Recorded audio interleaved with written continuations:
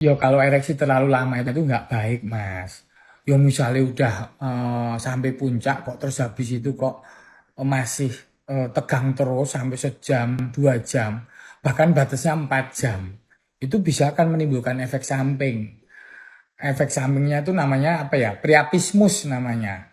Priapismus itu ketika darah yang terkumpul di apa Mister P ya, Mister P itu nggak bisa keluar, nggak bisa ngalir balik lagi ke aliran darah di tubuh.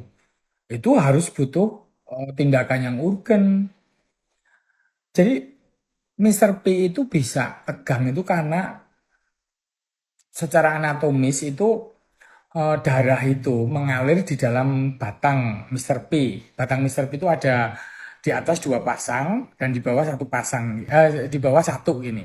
Lah ini bentuknya kayak spon. Spon itu kan bisa keisi air.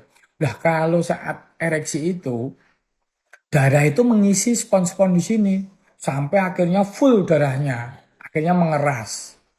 Lah, harusnya dalam waktu sekian menit itu darahnya balik lagi ke dalam airan tubuh ketika sudah terjadi misalnya ejakulasi begitu kan. Lah kalau begitu lama mampet, darah kalau nggak bergerak apa? Pasti membeku. Kalau membeku itu darah jadi mengental menjadi hitam. Itu kalau sampai lewat 4 jam biasanya tindakan dokter bedah umumnya itu ditusuk, disedot. Jadi darah yang kental, yang kehitaman itu akan keluar, barulah terjadi penyembuhan. Nah, tapi kalau itu nggak berhasil, biasanya dilakukan tindakan bedah di ruang operasi. Itu salah satu efek samping kalau memang mungkin dosis yang kamu minum itu terlalu tinggi. Nah kan, kamu kan ada pengalaman sampai sampai sejam nggak reda-reda, kamu harusnya mengurangi dosis gitu loh.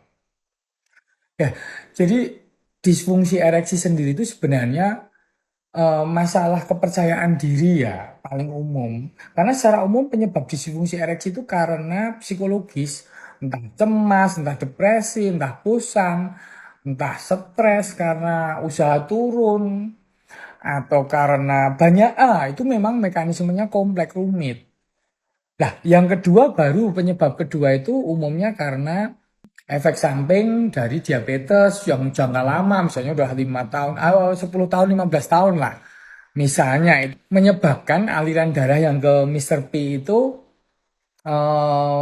menyempit karena penumpukan apa gula darah di dinding pembuluh darah.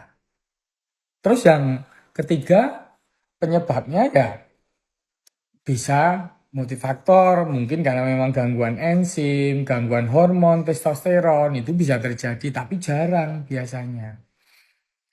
Kembali ke efek samping.